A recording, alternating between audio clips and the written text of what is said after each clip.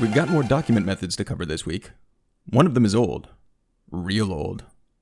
Old as, well, it's been around a long time. The other is newer and is another helpful tool available to those looking to move away from jQuery and work more in vanilla, i.e. plain old no framework, JavaScript.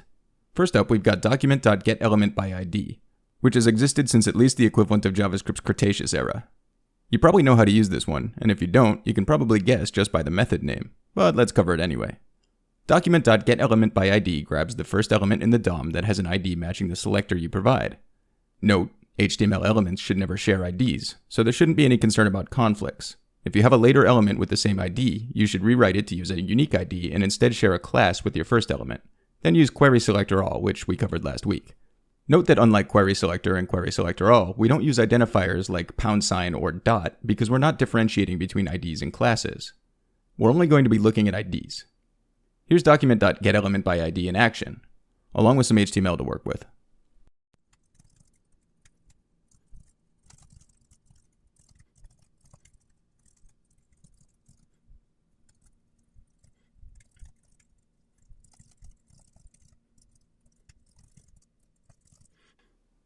This will log the element, showing that, yes, we've gained access to it. That's not very interesting, so below the console.log, let's add another JavaScript feature, an event listener. Remember .click in jQuery, or the more dynamic code-friendly .onClick? We can do that right in Vanilla.js pretty easily. Here's the code.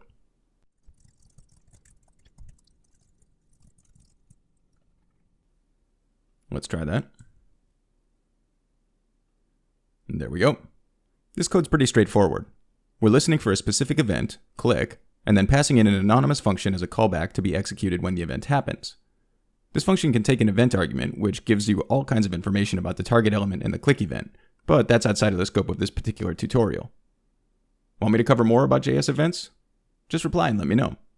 As with query selectors, we can create a shortcut for document.getElementById like this.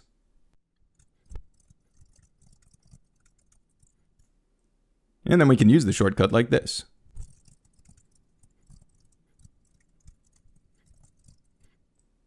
Save that, refresh, and our click works, and our cancel works. One thing that's important to point out, all of this is only working because our script tag is below our body tag. If we move our script into the header, the JavaScript will execute before the DOM is finished loading. Go ahead and try it if you'd like to see console errors. That's no good when you're trying to work on DOM elements, obviously. jQuery's solution was the venerable document.ready, but we've got Vanilla.js alternatives that'll work all the way back to IE8. If you need to go back further than that, there are workarounds, but they get more complex. And it's plausible at that point that just use jQuery might be the viable solution for your project. The benefits of backwards compatibility might outweigh jQuery's relatively heavy footprint. Anyway, here's the ES5 way to wait for the DOM to load before executing anything.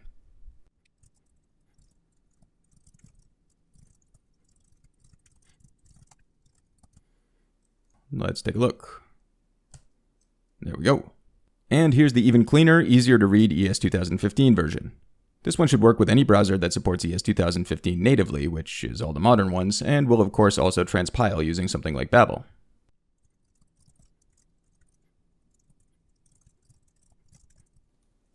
This should give our text a little breathing room. Yep. That's it for this week.